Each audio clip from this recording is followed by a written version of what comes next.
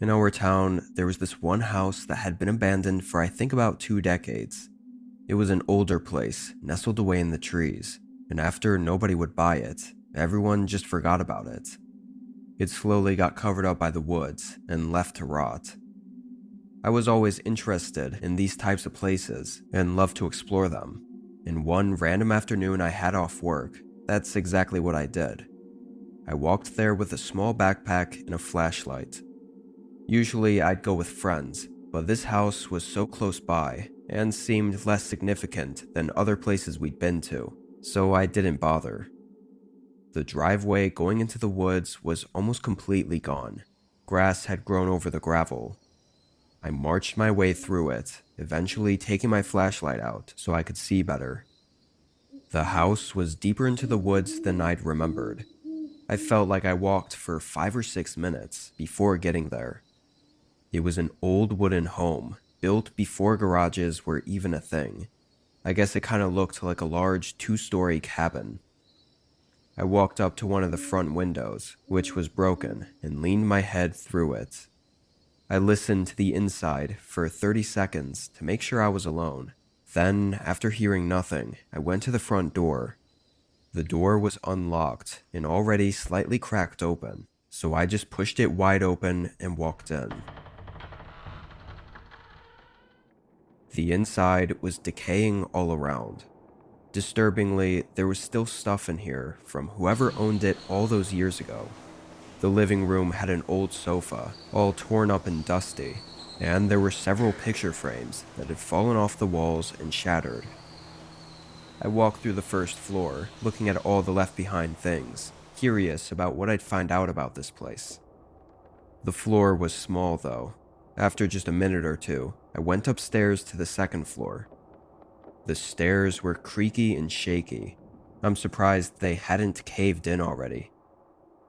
The second floor had a hallway with 2 rooms. One of the doors was open and the other was closed. I looked into the open one. The room was empty, which was strikingly different from downstairs. I stepped in and moved my flashlight all around, but was interrupted when I heard a thud below me. My heart immediately started racing. It didn't sound natural, like a noise the house would make. I hurried down the stairs and waved my flashlight all around. The house was so quiet now, and I didn't see anything moving that could have made the sound. Having that bad gut feeling though, I told myself I should just leave. Usually with my friends I explore with, we always say at the first sign of anything sketchy, we leave. Being alone, I definitely wasn't staying. I quickly walked down the hallway, still moving my flashlight all around. But when I got to the front of the house, the door was shut. I had left it wide open. I hurried up to it and pulled the handle, but it didn't move. It was locked or bolted closed on the outside. I immediately started to panic, knowing someone else had to be here with me and just locked me in. I ran over to the broken window and jumped out. I didn't see anyone as I sprinted into the woods, turning my flashlight off and staying off of the path. My heart was still racing as I walked between the trees, but then a light came from ahead. I was confused and moved behind a tree. It was a red and blue light flickering at the end of the driveway. There were 2 cop cars cutting through the thick grass and driving toward the abandoned house. They passed by me, rushing to the front of the home as I remained hidden. Something in me knew that they weren't there for me. I watched for a minute, then ran out of the woods and back home. I don't know who else was there, or why the police were rushing toward the house.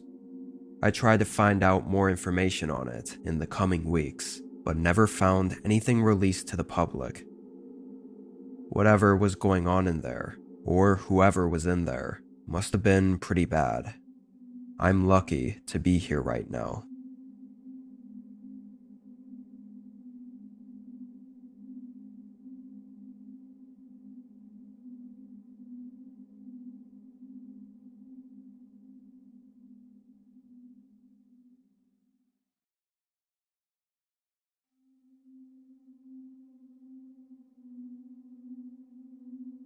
It was 2016. I lived with my two best friends, who I'll call Jason and Andrew for privacy. We were all roommates in an apartment in the city while we finished up our last year of college. Because we were all in school and had jobs, we didn't often have a lot of free time. When we did though, our usual activity that we all enjoyed was hiking, or I guess just exploring in general. Sometimes we'd go on trails, or just drive to a random town we hadn't been to before and walk around. This week, we all had Friday and Saturday off, so we wanted to find something to do on Friday night. Andrew had happened to hear from a friend earlier about this decommissioned factory on the outside of the city. It sounded cool, or interesting at the very least. None of us had done something like this before though, so we were all hesitant, but in the end we said screw it and just decided to check it out. We hopped in Jason's car and drove to the edge of the city. We live in the Midwest, so the city sort of abruptly ends and turns into flat land that goes on as far as you could see. That was basically where this factory was. We didn't know its exact address, if it even still had one, but we found it on Google Maps using the satellite view. We parked a block away at a gas station, then got out and walked the rest. The whole street to get there was empty, no cars or people anywhere. It almost felt like the entire block was abandoned. The factory building was way bigger than any of us were expecting. It was massive, with railing-type structures all over the outside, and tons of graffiti in places I don't even know how people were able to get to. The chain-link fence had barbed wire across the top, but in several spots it had clearly been cut open and moved from others sneaking in.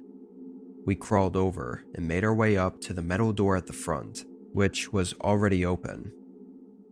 As soon as we stepped inside, chills ran through me. The whole building was swaying, and the metal was creaking and groaning. It was windy outside, so it made sense, I guess, but it still added to the eeriness of the place. All the lights were off, of course, so our only light was some cheap flashlights Andrew had lying around his house. This main room we were in was full of huge, rusted machinery and narrow pathways between them. We all stayed in that room and kind of just wandered around. Eventually, I wandered to the end of the room and into a hallway, but before entering, I checked over my shoulder and saw one of my buddies was not too far behind me. I couldn't tell whether it was Andrew or Jason because they were in the dark by one of the machines, but I figured they saw me, so I was good to keep going without risking splitting up and getting lost. I started walking down, making it to another metal door and going through it. Just as I was walking into the next room and the door started closing, I heard footsteps coming down the hallway from the end I had just come from. Thinking it was Andrew and Jason, I kept walking and shined my light around the room. There were more machines, like a conveyor belt type thing, in the middle of the space. But along the ceiling was a walkway, or catwalk, and I could see a ladder hanging down on the other side. As I was looking, I heard the door open and close behind me. I called out my friends' names and turned around to tell them what I saw, but when my light hit the door, they weren't there. There was no one. I almost thought I was crazy for a second, but I knew I heard the door open. "Andrew? Jason?" Their names rang across the room, but they didn't reply. I started carefully walking over to the door, feeling my mind start getting worried. I opened the door and shined my light down the hallway. It was empty. What the hell? I didn't have time to think before hearing a slight crumble on the ground behind me. I whipped my light around.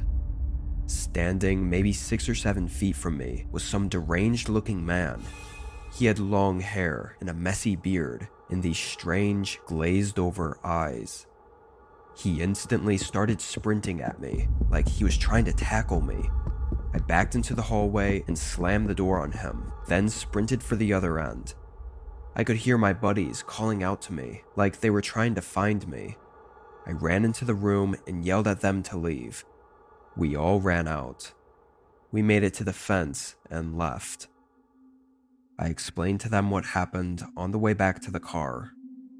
Whoever that guy was hiding in the building had followed me into the hallway and into the room where I was alone. Obviously, he was trying to wait for me to split off from the group before attacking me. What he really would have done, I'm lucky to have not found out.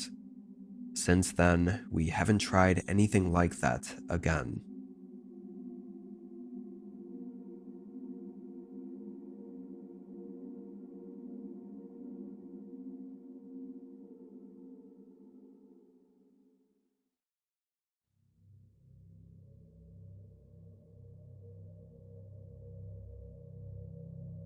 This was nearly 5 years ago from when I'm writing this.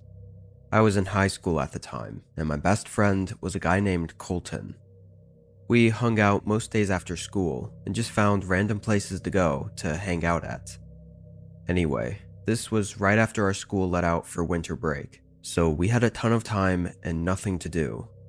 We spent this whole day just chilling at his place and playing Xbox, but we eventually got bored. We felt like walking around or going somewhere. Now, our whole town always knew about this creepy church that sat at the end of a deserted road. It was kind of blocked out by trees since they stopped keeping up with it. It had been abandoned for as long as I'd known about it, but even though we always knew about it, it had never really come across our minds to explore it. When I was a kid, I was always terrified of it, but for some reason now, I was a little bit more intrigued. So when me and Colton were walking around the edge of town and happened to pass by the deserted road to the church, we decided to check it out. At least to walk down the road and see what it looked like nowadays, and if nobody else was there, maybe look inside. It was already dark out, but the moon was bright enough for us to still kind of see where we were going. We also had our phones on us in case we needed a flashlight. The road was awful. It was cracked and had thick vines and bushes growing between the pavement. By the time we got to the end of it and looked back, we couldn't even see the street we'd just come from. Looking at the church, though, it was way creepier than I'd remembered. It looked like the forest had engulfed it. Even the fence going around the courtyard was almost unrecognizable because it was drowning in the tall plants that covered it. We made our way through a broken section. It was very quiet as we approached the church. We didn't see any lights or hear anything to indicate anyone else was here, so we walked up to the large entrance door and pushed it open. The sound it made was like bending wood, creaking and scraping its way across the floor. It echoed through the whole room. Both of us stayed at the doorway for a minute and just looked from there. What was really odd, and also kind of creepy, was that the whole room, full of rows of benches, looked almost untouched. There wasn't any debris anywhere, or even graffiti like you'd expect from an old place like this. I stepped in, and Colton followed behind me. I slowly walked down the aisle, just looking around at everything. Each step we took echoed throughout the vaulted ceilings, but when we got closer to the end, there was a sudden thud. It rang through the whole church. Both of us jumped and quickly got our phone flashlights out. We couldn't tell where it came from though. The sound kind of took over the whole building and echoed all around. We stood still and moved our lights around, looking for anything that had caused the sound, but we really saw nothing. Colton thought he saw another room closer to the entrance, and maybe something had fallen over in there. Regardless, we kept exploring. I walked to the end of the hall where the podium was. I stood up there and looked back down at the way we came. It was so dark by the entrance, even my light couldn't reach that far. After a minute, Colton said he wanted to check out the other room, so we both headed over there. On the side wall was a door. I opened it and shined my light in. From just a quick look, I couldn't tell what the room was. We walked in and looked around. There were chairs stacked up against the wall and a bunch of boxes everywhere, like storage or something. While we were in there, we heard a subtle sound. We both stopped moving. It was a light thump, and then another. It sounded like someone walking down the aisle we just came from. Both of us froze up. The sound was coming from the podium area, walking down toward the entrance. We could only see out the thin crack in the doorway of the room we were in, but we stared at the darkness out there and waited as the sound got closer. Then, for a split second, someone crossed through the dark and out the front entrance door. The footsteps then stopped, and we held our breath as we waited, before we heard the door creak closed. We looked at each other in fear. Neither of us knew whether to try running away, or hide, or what to do. We ended up just waiting in fear for several minutes, until we thought whoever it was had left the area. Then we sprinted out of the room and out the entrance. We didn't stop running until we got down the deserted road and onto the street. We don't know who was in there, but they came from the end of the church that I had just been at. There was no doorways over there, so they had to be hiding or something, somewhere right next to me. That is, if it even was a person. At this point, years later, I can't even say anything is for sure.